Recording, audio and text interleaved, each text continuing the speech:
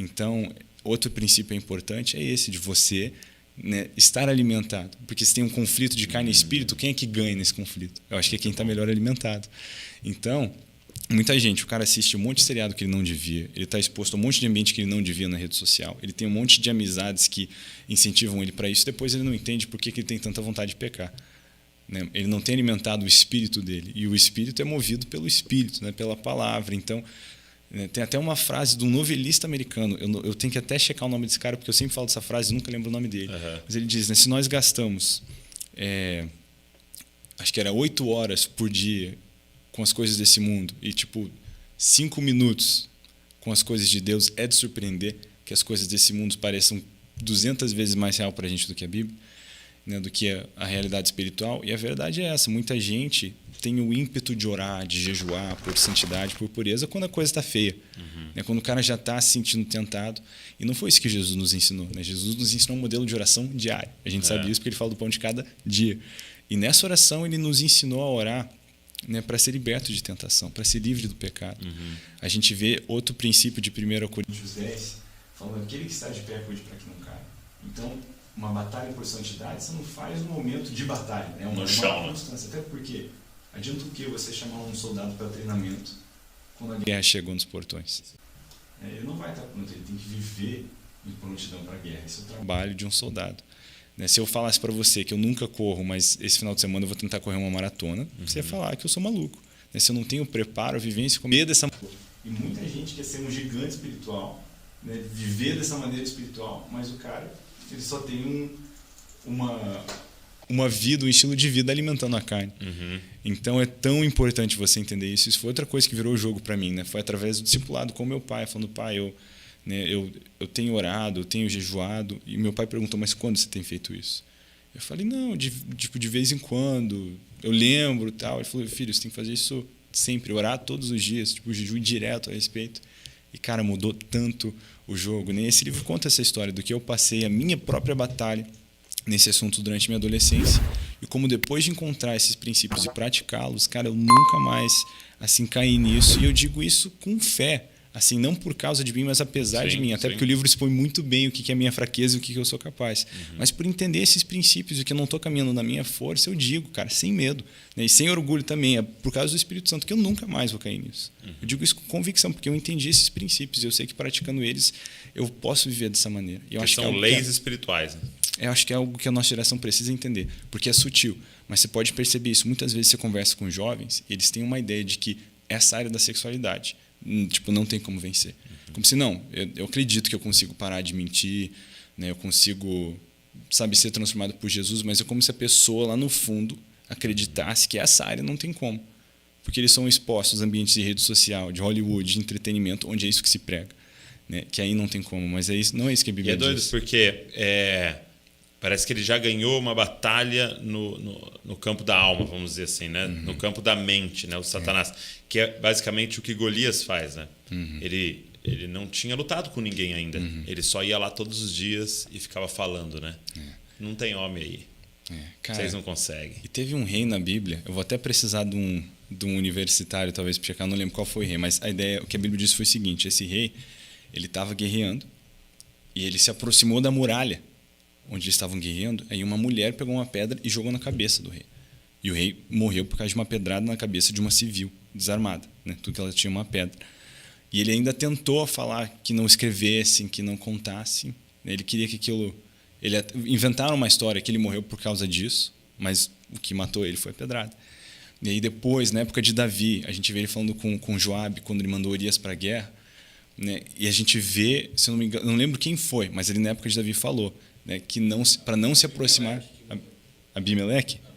Foi quem morreu. E aí depois, na época de Davi, ele fala de não se aproximar da parede, porque o que aconteceu com Abimeleque. Então, olha só que engraçado, você vê ali, alguns anos depois, a galera estava falando do engano que aquele cara cometeu. Tipo, isso não se faz. Por que você vai, né, se colocar nessa posição vulnerável e tomar uma pedrada, né, desse jeito? E a verdade é que nessa área, a maioria dos jovens vive assim, se expondo para a pedrada, né, navegando em águas perigosas. Eu conto no livro uma história que um dia a gente estava num retirão, né, fazendo um batismo assim, e tinha uma piscina lá, e um canto estreito perto da piscina. Aí eu devia ter, sei lá, uns 6, 7 anos, assim. Assim que eu vi aquele canto estreito perto da piscina, meus instintos ninjas foram ativados. Eu fui fazer um parkour, né? E eu comecei a brincar ali. E minha mãe veio e falou, Isa, não brinca aí, você vai cair na piscina. Eu falei, não vou cair. Continuei lá. Aí minha mãe veio de novo, Isa, para que você vai cair na piscina. Eu, não, eu sou bom, né? Fiquei lá. Aí veio meu pai, né? A coisa já ficando mais séria. Tu vai cair aí, para de brincar aí. Eu continuei brincando, mas, né, dito e feito, quando eu caí, tava todo mundo esperando quando que ia acontecer. Exato. É porque eu tava ali brincando perto da piscina. Né? Cara, naquele retiro lá tinha balança, tinha seca, tinha gramado, tinha bola, tinha um monte de coisa, mas eu fui brincar perto da piscina. Eu acho que muita gente tropeça pelo tipo de água perigosa que se expõe, ambiente que navega. Né? Jesus nos ensinou que se o olho faz pecar, se a mão faz pecar, é melhor arrancar e jogar fora. Porque é melhor entrar no reino do céu sem que ver com. A gente sabe que ele não estava falando de automutilação, né? Até porque o corpo é templo do Espírito Santo, mas ele deu para a gente o princípio. Né? Se o que você vê te faz tropeçar, cara, arranca e joga fora. Então, a gente sabe que redes sociais são essenciais para espalhar o reino de Deus hoje e tal, mas, cara, se a custo da sua santidade, entendeu? Não consegue, o Instagram te faz pecar, arranca e joga fora. Né? Porque é melhor viver em santidade sem do que ficar tropeçando com. Então, é algo que a gente precisa entender. Eu tenho e é louco trato... que ele fala mão direita, né? Por exemplo, que é tipo, tem algo que você é extremamente habilidoso, mas é isso que te está te levando para o buraco. Cara. Exatamente. Demais, e quais são assim, algumas orientações, conselhos que você dá quando está diante desse tipo de demanda num discipulado, num aconselhamento? Cara, a Bíblia tem alguns segredos assim que mudam o jogo. Né? Eu acho que o primeiro deles que me marcou muito, acho que foi isso muito que virou a chave para mim, foi entender o seguinte: muita gente sente que não. Tem gente que até conta os vacilos que deu assim, né? Não, a tentação foi grande demais. E às vezes a gente tem essa visão muito errada, como se as tentações fossem invencíveis. Entendi. Mas a gente vê em 1 Coríntios 10, né? É uma lei espiritual. A Bíblia diz que o Senhor não tenta ninguém, nem permite que ninguém seja tentado além da sua capacidade de suportar. Então, cara, isso aqui é um princípio espiritual, uma lei que não muda, que Deus não permite que eu e você sejamos tentados além da nossa capacidade de suportar. E, além disso, a Bíblia também diz que Ele mesmo provém um escape. Então, Ele provém a fuga, um jeito de se vencer. E eu acho que isso já tira aquela ideia, né, de que, cara, não, tentação foi grande demais. Isso não existe. A Bíblia diz que antes mesmo da tentação chegar, é uma lei. Deus não permite. Então, a gente não peca porque a tentação foi grande demais. A gente peca porque a gente quer. Eu acho que você, deixando de ser a vítima, entendendo que nesse conflito de natureza você é o vilão, entendi, te ajuda muito a jogar esse jogo. Você primeiro assumir a parada. Tipo assim, entender. Cara, culpa minha, exato, ponto final. Porque a gente se sente vítima. Acho que até o jogo do diabo é esse, né? Você sente, não, cara, eu tive uma semana horrível e eu fui procurar meu alívio. Peraí, você fez isso porque você quis. Né? Não sabe o que eu estou passando. E é louco você falar isso porque eu pensando em Gênesis, exatamente a dinâmica, né? Vítima. A mulher que tu me deste. Vítima. E é muito louco porque é a mulher que tu me deste. Aí você fala, nossa, tá pondo a culpa na mulher, mas ele tá pondo a culpa em Deus, né?